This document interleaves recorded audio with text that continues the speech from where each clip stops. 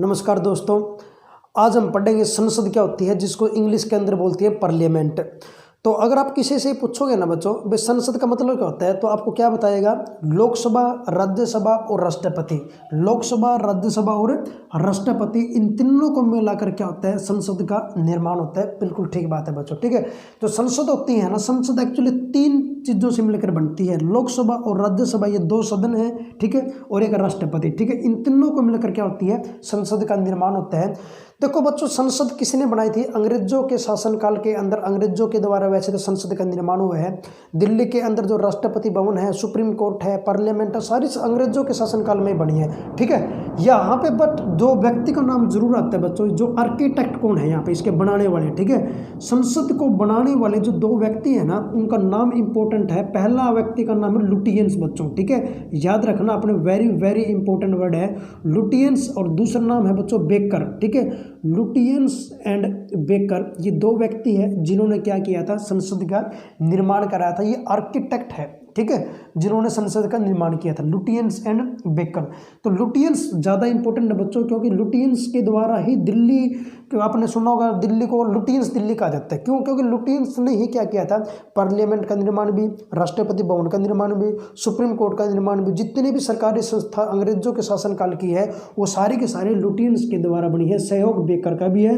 तो पार्लियामेंट के केस में लुटियंस एंड बेकर दोनों नाम आएंगे बच्चों, ठीक है। उसके बाद में एक क्वेश्चन आता है बच्चों, बहुत ही फेमस क्वेश्चन, आपने सुना भी होगा कि संसद की जननी किसे कहा जाता है? और संसद की जननी कहा जाता है ब्रिटेन को। इसका मतलब क्या है बच्चों? संसद की जननी, ठीक है। तो संसद की जननी किसे कहा जाता है? तो प्रश्न का आंसर आता है बच्चों, ब्रिटेन को कहा जाता है। इसका मतलब ये है भी, जो हमारे पास में जो संसद की जो शुरुआत हुई थी ना बच्चों, वो संसद की शुरुआत सबसे पहले ब्रिटेन देश के अंदर से हुई थी, ठीक है। तो ब्रिटेन देश के अंदर से शुरुआत हुई थी, तो इसलिए जनक, जो जननी है ना, वो ब्रिटेन को कहा जाता है, इसलिए, ठीक है। और यहाँ से बच्चों को कन्फ्यूजन होती है, भी जननी आएगा तो ब्रिटेन आंसर आएगा, ठीक है। एक क्वेश्चन ये आता है, संसद को ना इंग्लिश के अंदर कहा जाता है पार्लियामेंट, ठीक है। संसद को इंग्लिश के अंदर क्या कहा जाता है? पार्लियामेंट। तो पार्लियामेंट जो वर्ड है ना, ये फ्रेंच भाषा का वर्ड है बच्चों। कौन सी भाषा का? फ्रेंच भाषा का वर्ड है। अगर आपसे ये पूछा जाए कि जो पार्लियामेंट जो शब्द है, ये किस भाषा से लिया गया है, तो आंसर आता है फ्रेंच भाषा। और देश पूछा जाए तो फिर आंसर आएगा फ्रांस, ठीक है। कौन सा? फ्रांस। तो पार्लियामेंट वर्ड फ्रांस से लिया गया है, बट जननी किसे कहा जाता है? ब्रिटेन को कहा जाता है बच्चों।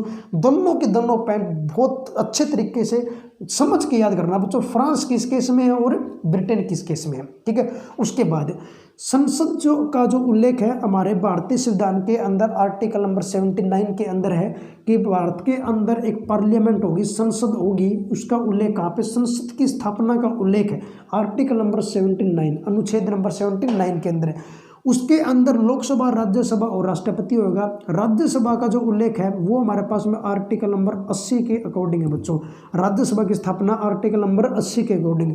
लोकसभा की जो स्थापना है वो आर्टिकल नंबर आपका 81 के अकॉर्डिंग है बच्चों, 81 के अकॉर्डिंग है, ठीक है। दोनों के दोनों ये आर्टिकल याद रखने हैं, एक आर्टिकल वो भी याद रखना है। राष्ट्रपति का उल्लेख बच्चों देखो, राष्ट्रपति भारत के अंदर होगा, ये आर्टिकल नंबर 52 कहता है। उसके चुनाव कैसे होंगे? आर्टिकल नंबर 54 कहता है, ठीक है। उसका शपथ का उल्लेख, उसका वेतन कितना होगा, उसकी पावर क्या होगी, उसके ऊपर महाभियोग आपका आर्टिकल 61। तो 52 से लेकर 62 तक ये सारे के सारे जो आर्टिकल है ना, वो सारे के सारे राष्ट्रपति के नाम पे लगातार है बच्चों, ये कंटिन्यू है। 52 से लेकर 62 तक आप इसको याद कर सकते हो, ठीक है। तो यहाँ पे लोकसभा, राज्यसभा और राष्ट्रपति के आर्टिकल आपने नोट कर लिए। देखो बच्चों, काफ़ी बच्चे ये बोलते हैं कि सर संसद का काम होता ही क्या है? सिंपल सा क्वेश्चन है और बहुत अच्छा क्वेश्चन भी है। बस संसद का काम होता ही क्या है? तो संसद क्या होती है बच्चों? संसद हमारे देश के अंदर कानून बनाती है। जैसे आपने अभी देखा जीएसटी का कानून आया, सीएए का कानून आया, जम्मू कश्मीर के अंदर से आर्टिकल 370 हटाया उन्होंने, ठीक है। तो वो सारा का सारा काम किसका है? संसद का है, पार्लियामेंट का काम होता है बच्चों, ठीक है। तो यहाँ पे कैसे, अब कानून कैसे बनाती है? कोई भी जैसे बिल आता है ना बच्चों, कोई भी जैसे बिल आएगा, तो बिल सबसे पहले लोकसभा के अंदर या राज्यसभा के अंदर, किसी के अंदर भी आ सकता है। मान लेते हैं लोकसभा के अंदर से अगर वो बिल पास हो जाता है, वो बिल राज्यसभा के अंदर जाता है, और राज्यसभा के अंदर पास हो जाता है, फिर राष्ट्रपति के पास जाता है, और राष्ट्रपति के पास जाएगा, राष्ट्रपति सिग्नेचर करेगा, और सिग्नेचर करने के बाद वो बिल क्या बन जाता है बच्चों? कानून बन जाता है। मीन्स आपका एक्ट या फिर अधिनियम बोल दो, ठीक है, एक ही बात है। तो कानून एक्ट आपका अधिनियम बनता कब, जब राष्ट्रपति साइन कर देगा ना बच्चों, तब बनेगा। ठीक है, तो ये जैसे बिल से कानून बनने की प्रक्रिया होती है वो इन तीनों के द्वारा होगी। ठीक है, लोकसभा, राज्यसभा और राष्ट्रपति, मतलब संसद के द्वारा होगी। ठीक है, जो हमारे पास में अंतर्राष्ट्रीय संधि है। ठीक है, अंतर्राष्ट्रीय संधि का मतलब क्या है बच्चों, जैसे मान लेते हैं अमेरिका की कोई भी कंपनी हमारे भारत के अंदर, हरियाणा के अंदर, मान लेते हैं हरियाणा के अंदर कोई प्लांट स्थापित करना चाहती है। ठीक है, किसी भी चीज़ का अगर वो प्लांट स्थापित करना चाहे तो हरियाणा की सरकार से पूछने की जरूरत नहीं है। संसद के अंदर से अगर बिल पास हो गया, ठीक है, तो वो देश हरियाणा के अंदर फिर क्या कर देगा, प्लांट, अपना कारखाना स्थापित कर देगा। ठीक है, उसके सरकार से, हरियाणा की सरकार से पूछने की जरूरत नहीं होती। ठीक है, क्यों नहीं होती, क्योंकि जो संसद होती है ना बच्चों, हमारे पास में सर्वोच्च परी है, वो सर्वोच्च है, इससे ऊपर नहीं है भारत के अंदर। ठीक है, तो संसद का जो फैसला है वो सर्वोच्च फैसला है, फाइनल डिसीजन होता है। ठीक है, तो इस ये आपको क्लियर हो गया होगा भाई संसद का मतलब क्या होता है। ठीक है, और संसद का काम क्या होता है। उसके बाद में जो लोकसभा है बच्चों, लोकसभा, यहाँ पे लोकसभा के अंदर अभी ना हमारे पास में वर्तमान के अंदर अभी, ठीक है, वर्तमान के अंदर इसके अंदर बच्चों 545 सदस्य हैं। 545 सदस्य है, जिसको हम बोलते हैं MP, member of parliament. 545 MP है इसके अंदर। इन 545 के अंदर से 543 जो एमपी है ना, ऐसे एमपी है जिसके निर्वाचन होते हैं बच्चों, जिसके इलेक्शन होते हैं। ठीक है, निर्वाचन, तो निर्वाचन वाले कितने हैं, 543। बच गए दो, वे दो बच्चे हैं, वे वो हमारे पास में क्या होते हैं, एंग्लो इंडियंस होते हैं। इनको राष्ट्रपति अपनी मर्जी से मनोनीत करता है, बट एंग्लो इंडियंस होनी चाहिए।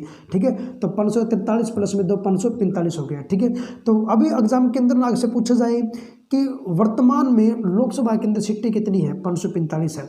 अगर आपसे पूछा जाएगा वर्तमान में लोकसभा के अंदर निर्वाचित की संख्या कितनी है, तो सिर्फ 543 आएगा बच्चों फिर। ठीक है, ध्यान रखना आपने, ये वर्तमान के अंदर है। ठीक है, अगर आपसे पूछा जाए कि मैक्सिमम कितना हो सकती है इसके अंदर संख्या, अधिकतम संख्या कितनी हो सकती है बच्चों, तो आंसर आता है 552 अधिकतम हो सकती है। और इन 552 के अंदर से दो तो फिक्स हमारे पास में, बच गई कितनी हमारे पास में 550, तो 550 निर्वाचित हो सकती है अधिकतम। ठीक है, तो दोनों के दोनों पॉइंट अपने याद रखने हैं बच्चों अच्छे तरीके से।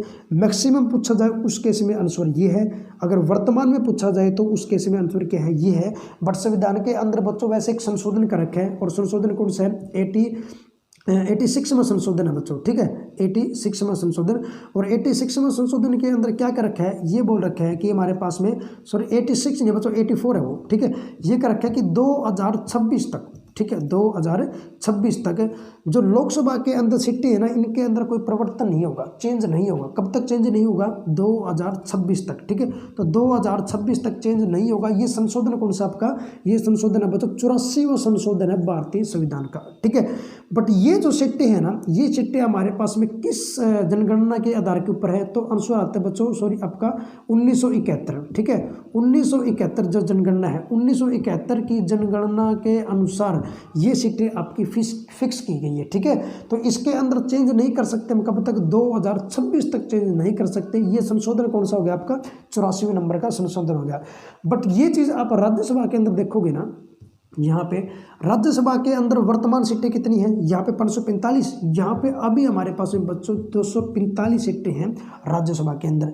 और इन 245 सीटों के अंदर देखो चुनाव कितने सीटों का होता है, सिर्फ और सिर्फ 12 को छोड़कर, जो इतनी बचेगी 12 को छोड़कर कितने बचेगी बच्चों हमारे पास में, यहाँ पे 2, 3 और हमारे पास में 3। ठीक है, 233 सीटों का इलेक्शन होता है, निर्वाचित सीटें इतनी है। और राष्ट्रपति कितने को चुनता है, 12 को चुनता है, जो किसी भी फील्ड के अंदर फेमस होता है, कला विज्ञान वगैरह वगैरह के अंदर। ठीक है, वो कितनी होती है आपकी, 12 सीटें। तो राष्ट्रपति द्वारा राज्यसभा में सीटों मनोनीत करने का अधिकार 12 आता है बच्चों। ठीक है, निर्वाचित सीटें कितनी है, 233 है। ठीक है, यहाँ पे कितनी थी, 543। ठीक है, निर्वाचित का मतलब क्या होता है, जिसके निर्वाचन होते हैं, इलेक्शन होते हैं बच्चों, जिसके वोट डाले जाते हैं। ठीक है, वो सीटें कितनी है, 243 सीटें हैं। ठीक है, अगर मैक्सिमम की बात करूँ मैं राज्यसभा के अंदर, राज्यसभा के अंदर मैक्सिमम हो सकती है बच्चों 250। ठीक है, इन 250 के अंदर से ये 12 तो फिक्स है, ये 12 तो फिक्स है। यहाँ पे बचेगी हमारे पास में 238 सीटें, तो 238 सीटों के इलेक्शन होते हैं, ये मैक्सिमम सीटें हैं बच्चों। बट अभी वर्तमान के अंदर कितनी हमारे पास में, 245 है। तो इन चारों पॉइंट को नोट कर लेना, और एग्जाम के अंदर क्वेश्चन आए तो देखना पहले क्वेश्चन उसने किसके अकॉर्डिंग पूछ रखे हैं, वर्तमान में या अधिकतम, निर्वाचित में पूछ रखा है, टोटल के अंदर ही पूछ रखा है। ठीक है, ये क्वेश्चन के स्टेटमेंट के ऊपर डिपेंड करता है बच्चों। ठीक है, उसके बाद में यहाँ पे जितने 545 जो एमपी है, ठीक है, जिसके अंदर से 543 के इलेक्शन होते हैं, इनके जब इलेक्शन होते हैं ना बच्चों, इनके वोट कौन डालने जाते हैं, तो यहाँ पे जो 543 है इसके वोट डालने हम जाते हैं, आम लोग जाते हैं बच्चों। तो यहाँ पे एग्जाम के अंदर पूछा जाए कि निर्वाचन किसके द्वारा होता है, निर्वाचन, ठीक है, वोट किसके द्वारा डाले जाते हैं इन 543 के, तो फिर आंसर आता है आम लोगों द्वारा, ठीक है, आम लोग। तो आम लोगों द्वारा इसके इलेक्शन होते हैं, आम लोग वोट डालने जाएंगे, तो आम लोगों द्वारा इसका इलेक्शन होता है ना बच्चों, इसलिए इस सदन को निम्न सदन कहा जाता है बच्चों। क्या कहा जाता है अभी, निम्न सदन कहा जाता है। और एक नाम और आता है बच्चों इसका, लोअर हाउस, ठीक है, निचला सदन, ठीक है, निम्न सदन, ठीक है, निम्न सदन। और एक नाम आता है बच्चों इसका लोगों का घर, ठीक है, लोगों का घर। तो लोगों घर किसे कहा जाता है, तो आंसर आता है हमारे पास में क्या, लोकसभा, ठीक है। निम्न सदन कहा जाए तब भी आंसर क्या आता है हमारे पास में, लोकसभा। एक पॉइंट और आता है बच्चों इसके अंदर इंपॉर्टेंट, कि आपका अस्थायी सदन कौन सा है, तो अस्थायी सदन भी किसे कहा जाता है बच्चों, आपका लोकसभा को कहा जाता है अस्थायी सदन। अस्थायी का मतलब क्या होता है बच्चों, वैसे इसके सदस्यों का कार्यकाल वैसे 5 वर्ष का होता है, लोकसभा के सदस्यों का कार्यकाल 5 वर्ष का होता है। तो अगर 5 वर्ष से पहले इसका कार्यकाल को खत्म करना चाहे ना तो कर सकते हैं, कौन करेगा, राष्ट्रपति करेगा, तो कार्यकाल पहले भी खत्म कर सकते हैं। तो इसका मतलब स्थायी तो फिर हुआ ही नहीं, कौन सा हुआ फिर अस्थायी, ठीक है। तो अस्थायी सदन कौन सा है, लोकसभा या राज्यसभा, सिर्फ और सिर्फ लोकसभा, राज्यसभा नहीं है। राज्यसभा के केस में क्या बच्चों, राज्यसभा के केस में लिखते हैं पॉइंट यहाँ पे इसके केस में ना 238 सीटें हैं अधिकतम निर्वाचित, अभी 233 है। जब भी इसके इलेक्शन होते हैं, जब भी इसके निर्वाचन होते हैं बच्चों, तो निर्वाचन किसके द्वारा होते हैं, आम लोगों द्वारा नहीं होते। इसके जो निर्वाचन होते हैं एमएलए जाते हैं बच्चों वोट डालने, मेंबर ऑफ लेजिस्लेटिव असेंबली, जिसको हम बोलते हैं विधायक, ठीक है। तो विधायक वोट डालने जाएंगे इन सीटों के, ठीक है। तो वोट डालने का अधिकार एमएलए को होता है, ठीक है। इसलिए ये जो सदन है उसको फिर निम्न सदन नहीं कहेंगे, इसको उच्च सदन कहा जाता है बच्चों, ठीक है। ये जो सदन होता है इसको हम क्या बोलेंगे, इस सदन को क्या बोलेंगे बच्चों, उच्च सदन, ठीक है। पहली बात तो ये, ठीक है, उच्च सदन।